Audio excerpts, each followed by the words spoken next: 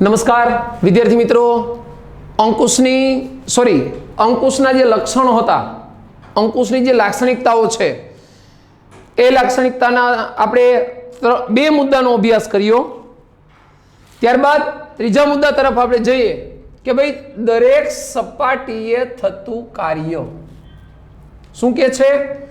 દરેક સપાટીએ થતું કાર્ય આપણને ખબર છે ચેપ્ટર નંબર 1 ની અંદર 3 સપાટીનો આપણે અભ્યાસ કર્યો। કેટલી સપાટી? 3। યાદ છે મિત્રો કઈ કઈ 3 સપાટી? તો મને ખબર છે તમારા મગજમાં આવી ગઈ છે 3 સપાટી। કઈ સપાટી? તો કે ઉચ્ચ સપાટી, મધ્ય સપાટી અને તળ સપાટી। કેટલી સપાટી થઈ? 3। કઈ કઈ? ઉચ્ચ, મધ્ય અને તળ। આજે અંકુશનું કાર્ય છે એ સંચાલનની દરેક સપાટીએ થતું કાર્ય છે, તે કોઈ એક વિભાગ કે ખાતા પૂરતું મર્યાદિત નથી। બરાબર? અંકુશનું કાર્ય છે એ સંચાલનની ત્રણેય સપાટીઓએ થતું કાર્ય છે। ઉચ્ચ સપાટીમાં પણ અંકુશનું કાર્ય થાય છે, મધ્ય સપાટીમાં પણ અંકુશનું કાર્ય થાય છે અને તળ સપાટીમાં પણ અંકુશનું કાર્ય થાય છે, પણ ત્રણેય સપાટીએ વત્તા ઓછા પ્રમાણમાં થાય। ઉચ્ચ સપાટી પર વધારે અંકુશનું કાર્ય થતું નથી। શા માટે? તો કે ત્યાં ટોપ લેવલના અધિકારીઓ છે। તળ સપાટીએ અંકુશનું કાર્ય વધી જાય। શું કામ? તો કે ત્યાં કામદારો કામ કરે છે। તો કામદારો આયોજન મુજબ કામ કરે છે કે નહીં, તે એની માથે આપણે સતત અંકુશ રાખવો પડે। એટલે ત્રણ સપાટીએ અંકુશનું કાર્ય થાય છે, માત્ર કોઈ વિભાગ પૂરતું મર્યાદિત નથી કે કોઈ ખાતા પૂરતું મર્યાદિત નથી। બરાબર? વિભાગ એટલે આપણે 4 વિભાગ જોયા હતા મધ્ય સપાટીની અંદર: ખરીદ વિભાગ, ઉત્પાદન વિભાગ, વેચાણ વિભાગ અને હિસાબી વિભાગ, કર્મચારી વિભાગ, નાણાકીય વિભાગ। બરાબર? આ વિભાગો કે ખાતા પૂરતું મર્યાદિત નથી।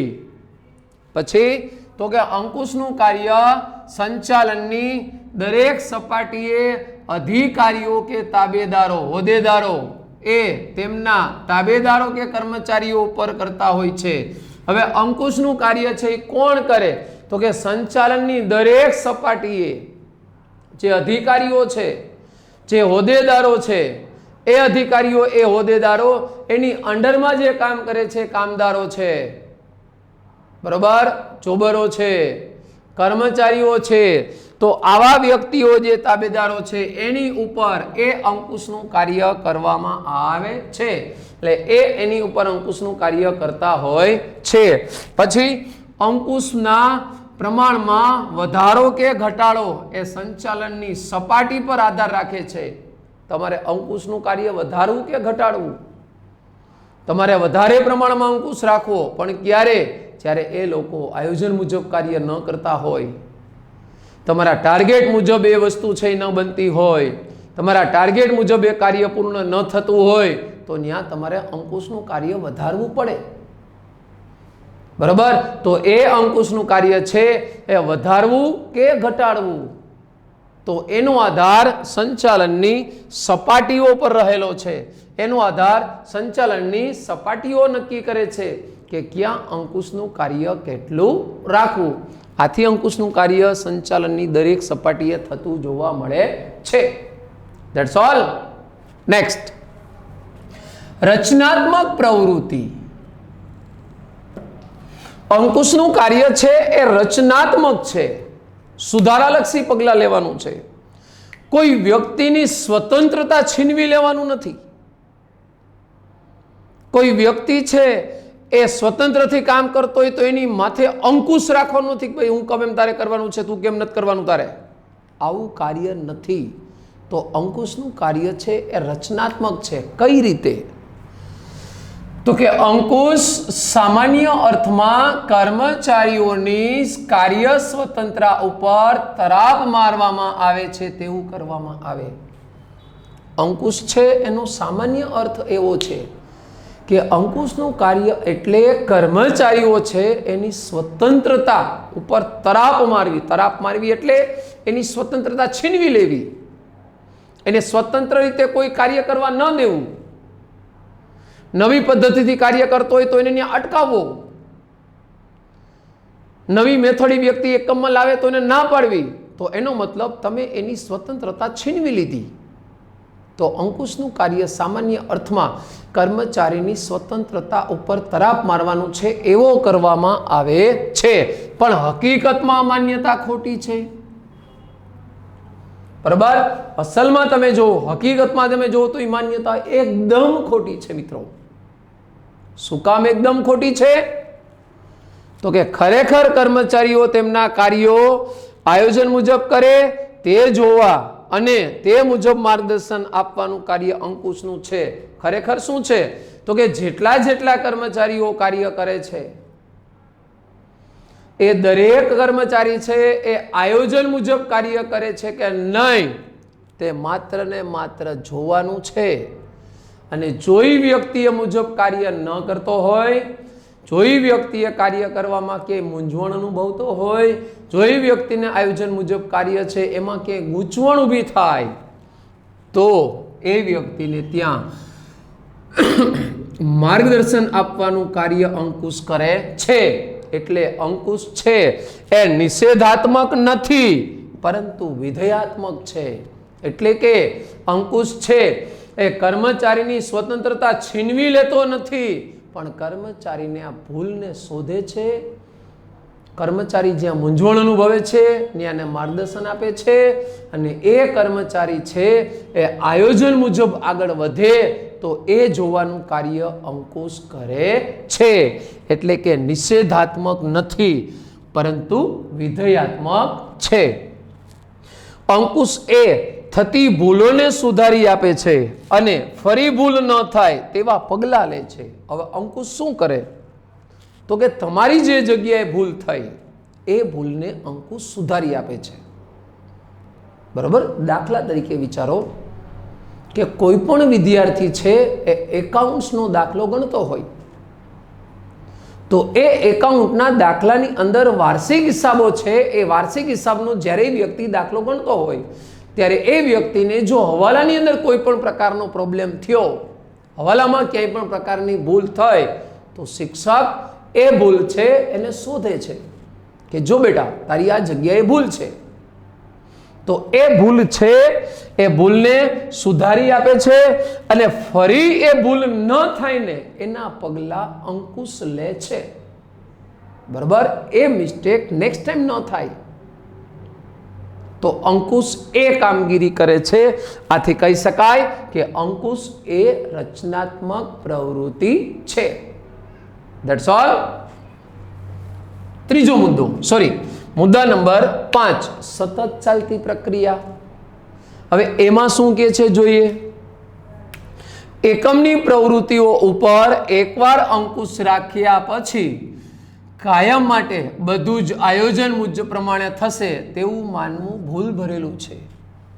એકમની જેટલી પ્રવૃત્તિઓ થતી હોય, ખરીદીની, ઉત્પાદનની, વેચાણની, નાણાં હિસાબો તૈયાર કરવાની, ભરતી માટેની, બદલી માટેની, બઢતી માટેની, માર્કેટિંગ માટેની, પેકિંગ માટેની, સમારકામ માટેની, XYZ જેટલી પ્રવૃત્તિઓ એકમની અંદર થતી હોય એ દરેક પ્રવૃત્તિ છે એની ઉપર એકવાર અંકુશ રાખ્યો પછી તમારી એની માથે અંકુશ નથી રાખવો તો એ વસ્તુ તમારી ભૂલ ભરેલી છે. એકવાર તમે એની માથે અંકુશ રાખ્યો પછી તમે એવું વિચારો કે હવે આ બધા વ્યક્તિઓ આયોજન મુજબ કાર્ય કરશે જ, તો એ નક્કી નથી, એ શક્ય નથી. એકવાર એની માથે તમે અંકુશ રાખ્યો પછી એની ઉપર વારંવાર તમારે તપાસ કરવી પડે, અમુક સમયાંતરે તમારે જોવું પડે કે એ વ્યક્તિ તમારા આયોજન મુજબ આગળ વધે છે કે નહીં, એ વ્યક્તિ તમારી યોજના મુજબ કાર્ય કરે છે કે નહીં, એ વ્યક્તિ તમારા માર્ગદર્શન મુજબ આગળ આવે છે કે નહીં, તો એમ પ્રમાણે આયોજન પ્રમાણે થશે જ. બરાબર, એવું આ એમ કે છે ભૂલ ભરેલું છે.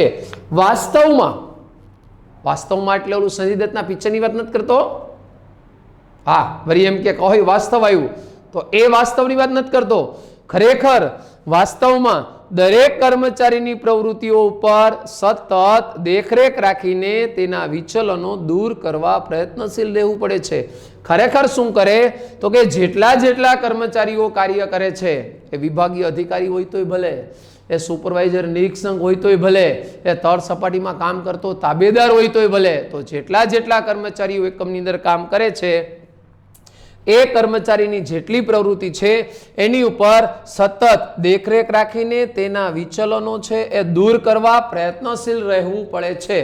બરાબર, એની માથે સતત દેખરેખ રાખવાની, પછી સતત એવા પ્રયત્નો કરવાના કે વ્યક્તિની ક્યાંય ભૂલ થાય નહીં, એટલે કે સતત પ્રયત્નશીલ રહેવું પડે છે.